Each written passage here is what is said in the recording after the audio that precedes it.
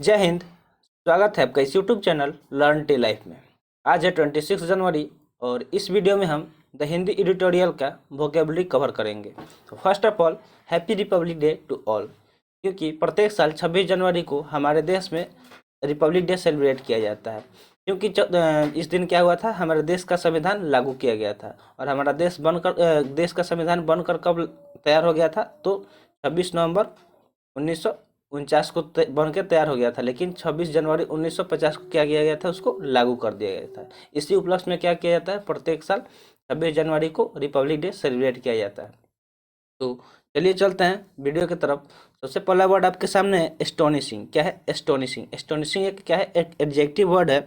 और बात करते हैं इसके मीनिंग का, तो मीनिंग क्या हो सकता है, एक्सट्रीमली सरप्राइजिंग और इम्प्रेसिव। क्या हो सकता है, एक्सट्रीमली सरप्राइजिंग और इम्प्रेसिव।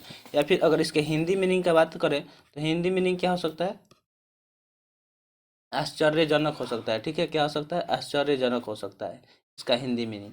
और बात करते हैं इसके सिनोनिम्स का, तो सिनोनिम्स क्या क्या हो सकता है, सिनोनिम्स हो सकता है अमेजिंग हो सकता है, एस्टाउंडिंग हो सकता है, शॉकिंग हो सकता है, या स्टेगरिंग हो सकता है, या फिर एस्टूफाइंग हो सकता है।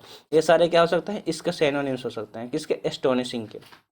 अगर बात करते हैं इसको याद रखने का ट्रिक का, तो याद रखने का ट्रिक हम खुद से बना सकते हैं, जो आपको अच्छा लगे। हमने जो बनाया है वह ट्रिक है कि स्टोन को देख के एस्टोनिशिंग हो गया। क्या हो गया, स्टोन को देख के एस्टोनिशिंग हो गया। तो आप इसको नोट भी कर सकते हैं साइड में कि स्टोन को देख के एस्टोनिशिंग हो गया, यानी कि एक बड़ा सा पत्थर था जिसको देख के हम क्या हो गए, आश्चर्यचकित हो गए, आश्चर्यजनक हो गए। ठीक है, नेक्स्ट वर्ड आपके सामने है अनप्रेसिडेंटेड। क्या है, अनप्रेसिडेंटेड। बात करते हैं इसके मीनिंग का, तो इसका मीनिंग क्या हो जाएगा, डेट हैज़ नेवर हैपेंड या बीन डन और बीन डन बिफोर। यानी कि that has never been happen, या जो कभी नहीं हुआ हो इसके पहले ऐसा, यानी कि अभूतपूर्व। क्या हो सकता है, अभूतपूर्व, अभूतपूर्व, यानी कि इसके पहले ऐसा कुछ नहीं हुआ, उसको हम लोग क्या बोलेंगे, अनप्रेसिडेंटेड बोलेंगे। यानी कि that has never happened, been done और बीन नॉन बिफोर।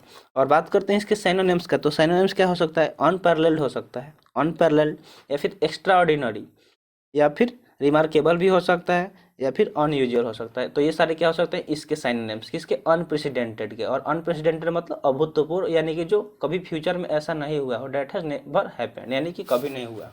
और बात करते हैं इसके याद रखने का ट्रिक का, तो इसके को याद रखना होगा, तो हमने जो ट्रिक बनाया वो क्या है कि जो एपीजे अब्दुल कलाम थे, APJ Abdul Kalam was unprecedented president of India. क्या थे, एपीजे अब्दुल कलाम थे, जो थे वो क्या थे, अनप्रेसिडेंटेड प्रेसिडेंट थे भारत के।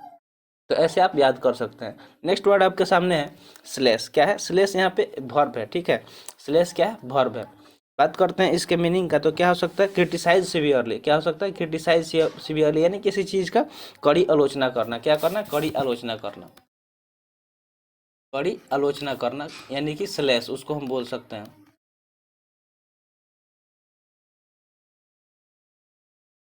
कड़ी आलोचना करना। इसका साइनोनिम्स क्या क्या हो सकता है, सेंस्योर हो सकता है, या फिर फाइंड फॉल्ट विथ हो सकता है, या फिर विलीफाई हो सकता है, या फिर स्कॉर्न हो सकता है। इन सारों का मतलब क्या हो सकता है, कड़ी आलोचना करना, क्रिटिसाइज करना, यानी किसी का निंदा करना। अगर इसको याद रखना हो तो याद कैसे हम रख सकते हैं, याद रखने का ट्रिक हमने जो बनाया, यानी कि हाल ही में जो मासअप आया है उसका सबने स्लेश किया है, मासअप का स्लेश हो गया। क्या हो गया कि मासअप को स्लेश किया गया। नेक्स्ट वर्ड आपके सामने है अनप्रिसी सॉरी और एंटीसिपेशन। क्या है, एंटीसिपेशन। एंटीसिपेशन क्या है, एक नाउन है। तो अगर नाउन को आइडेंटिफाई करना हो तो क्या करेंगे, लास्ट में आईओएन अगर जिस वर्ड के हो वो क्या होता है, नाउन होता है अक्सर। तो एंटीसिपेशन का अगर हम बात करें तो एंटीसिपेशन का हिंदी मीनिंग क्या होता है, पूर्वानुमान। क्या होता है, पूर्वानुमान, यानी पूर्वानुमान, जिसका मतलब पूर्व में ही अनुमान लगाया जा सके, जो पहले ही जिसको हम लोग क्या कर सकते हैं, प्रेडिक्ट कर सके, उसको क्या बोलते हैं, एंटीसिपेशन बोलते हैं। यानी कि the fact of seeing that something might happen in the future and perhaps doing something about it now.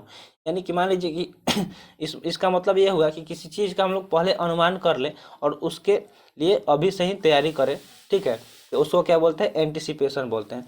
Like जैसे क्या होता है, जो मतलब फ्लाइट वगैरह होता है, एरोप्लेन्स वगैरह, तो उन क्या होता है, वेदर फोरकास्टिंग के माध्यम से वो क्या करते हैं, वेदर का मतलब पूरा क्या करते हैं, प्रेडिक्ट कर लेते हैं कि बारिश होने वाला है या मौसम खराब रहेगा। उस हिसाब से क्या करते हैं, वो फ्लाइट चलाते हैं या फिर कैंसिल कर देते हैं।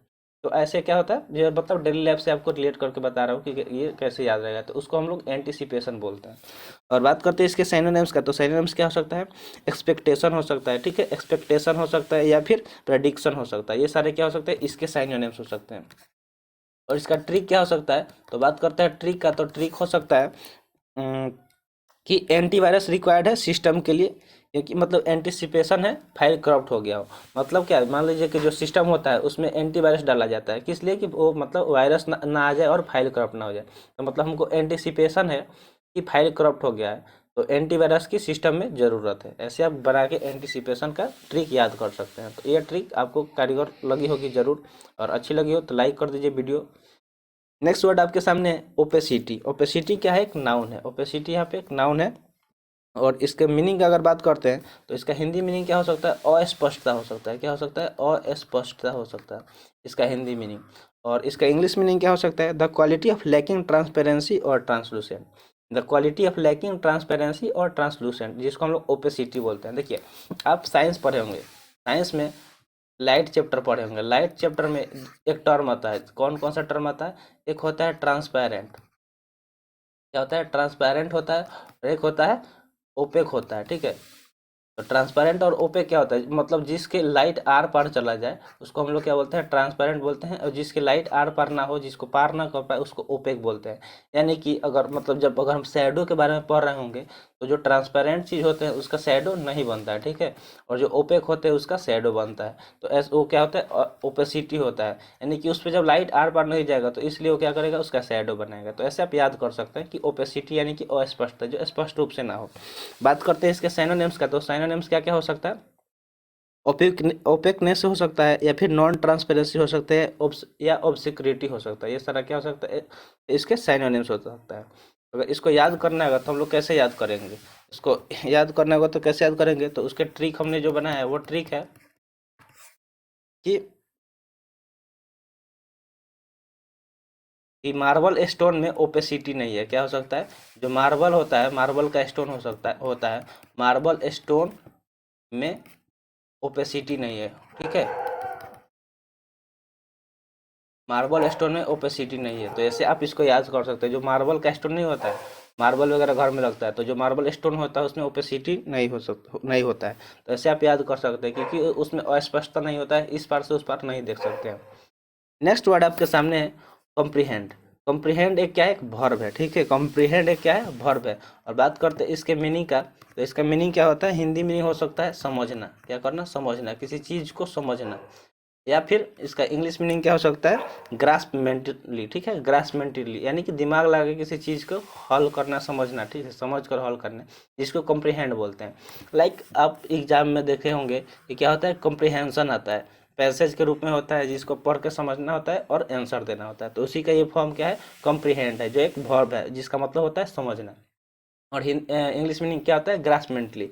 बात करते हैं इसके सिनोनिम्स का, तो सिनोनिम्स क्या हो जाएगा, अंडरस्टैंड, समझना का इंग्लिश अंडरस्टैंड आप तो जानते ही होंगे। फिर क्या होता है, टेक इन होता है, या फिर मेक सेंस होता है, ठीक है, मेक सेंस ऑफ होता है। ये सारे क्या है, इसके सिनोनिम्स हैं, ठीक है। अब बात करते हैं इसका ट्रिक का, तो ट्रिक इसका क्या बन सकता है, तो ट्रिक इसका हमने जो बनाया है वो ट्रिक है कि कंपनी के इश्यू को कॉम्प्रीहेंड किया गया। क्या किया गया, जो कंपनी का इशू है उसको क्या किया गया, कॉम्प्रीहेंड किया गया। मतलब जो कंपनी में इशू चल रहा था उसको क्या किया गया, समझ लिया गया, कॉम्प्रीहेंड किया गया। नेक्स्ट वर्ड आपके सामने है स्मोरगेस बोर्ड। क्या है, स्मोरगेस बोर्ड। स्मोरगेस बोर्ड क्या है, एक नाउन है। स्मोरगेस बोर्ड एक नाउन है। पहले तो इसको आप प्रोनाउंस कीजिए, स्मोरगेस बोर्ड, थोड़ा सा ये क्योंकि प्रोनाउंस करने में इसको दिक्कत हो रहा है। स्मोरगेस बोर्ड, स्मोरगेस बोर्ड क्या है, एक नाउन है। और बात करते हैं इसके मीनिंग का, तो क्या हो सकता है, विविध प्रकार। हिंदी मीनिंग क्या हो सकता है, विविध प्रकार। और इसका इंग्लिश मीनिंग क्या हो सकता है, इसका इंग्लिश मीनिंग हो सकता है a wide range of something, यानी किसी चीज़ का बहुत वाइड रेंज, यानी कि जैसे मान लीजिए कि अगर बात करते हैं इसके सिनोनिम्स का, तो सिनोनिम्स क्या हो सकता है, मिक्सचर हो सकता है। मिक्सचर में क्या होता है, अलग अलग प्रकार का चीज़ रहता है, ठीक है। और फिर असॉर्टमेंट हो सकता है, या फिर कलेक्शन हो सकता है। कलेक्शन में भी क्या किया जाता है, अलग अलग चीज़ को रख के कलेक्शन किया जाता है, बनाया जाता है। या फिर मिडले हो सकता है, क्या हो सकता है, मिडले हो सकता है। ये सारे इसके क्या है, सिनोनिम्स है, किसके, स्मोरगेसबोर्ड के। अगर याद रखना स्मॉर्गेसबोर्ड, तो स्मॉर्गेसबोर्ड को याद रखने के लिए हम लोग कोई ट्रिक बनाना चाहें तो क्या बन सकता है। तो हमने जो ट्रिक बनाया है वो ट्रिक है कि बोर्ड के एग्जाम में क्वेश्चन स्मॉर्गेसबोर्ड था। क्या था? बोर्ड के एग्जाम में क्वेश्चन स्मॉर्गेसबोर्ड था। जो बोर्ड का एग्जाम होता है उसमें जो क्वेश्चन का क्या था, अलग अलग प्रकार का था, जिसको मिक्स मतलब करके बनाया गया था। ठीक है, तो बोर्ड में क्वेश्चन स्मॉर्गेसबोर्ड था। ठीक है, नेक्स्ट क्वेश्चन आप सॉरी नेक्स्ट वर्ड आपके सामने है अर्बिट्रेटरीली। क्या है? अर्बिट्रेरीली। ठीक है, अर्बिट्रेरीली क्या है? एक एडवर्ब है। ठीक है, ये एक एडवर्ब है जिसका मीनिंग क्या होता है? अंधाधुंध तरीके से। क्या होता है? अंधाधुंध तरीके से। अगर इसका हिंदी मीनिंग का हम बात करें तो इसका हिंदी मीनिंग क्या होता है? अंधाधुंध तरीके से। अंधाधुंध तरीके से, इसका अर्बिट्रेरीली का।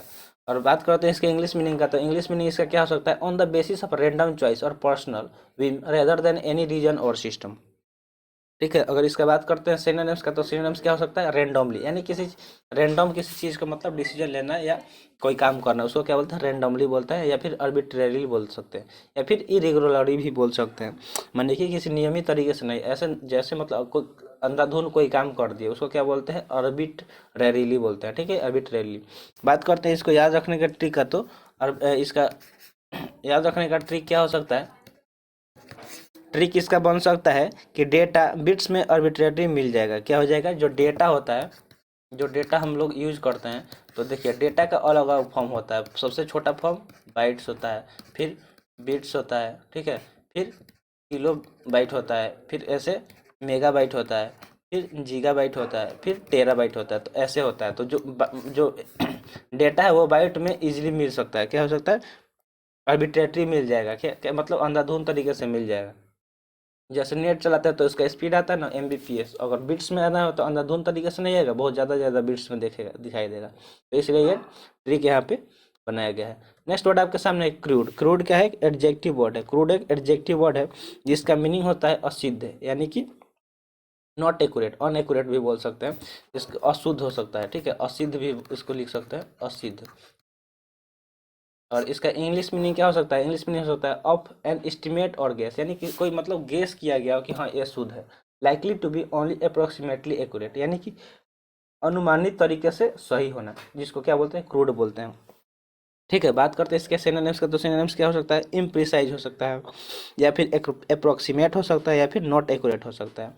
ठीक है, और इसको अगर याद करना हो तो उसका ट्रिक क्या हो सकता है? तो उसका ट्रिक क्या हो सकता है कि क्रूड इन्फॉर्मेशन को इंक्लूड नहीं किया गया। क्या किया गया? क्रूड इन्फॉर्मेशन को इंक्लूड नहीं किया गया। मान लीजिए कि इन्फॉर्मेशन इंक्लूड किया, मतलब जो इन्फॉर्मेशन कहीं भेजा जा रहा था तो उसमें क्या किया? जितने भी इन्फॉर्मेशन क्रूड थे, यानी कि अप्रोक्सीमेटली एक्यूरेट थे, तो उसको क्या किया गया? इंक्लूड नहीं किया गया। इस तरह आप याद कर सकते हैं कि क्रूड इन्फॉर्मेशन को इंक्लूड नहीं किया गया। नेक्स्ट वर्ड आपके सामने है डिल्यूग। डिल्यूग क्या है? एक नाउन है। ठीक है, डिल्यूग क्या है? एक नाउन है जिसका मीनिंग क्या होता है? अतिवृष्टि। हिंदी मीनिंग क्या होता है? अतिवृष्टि। अतिवृष्टि।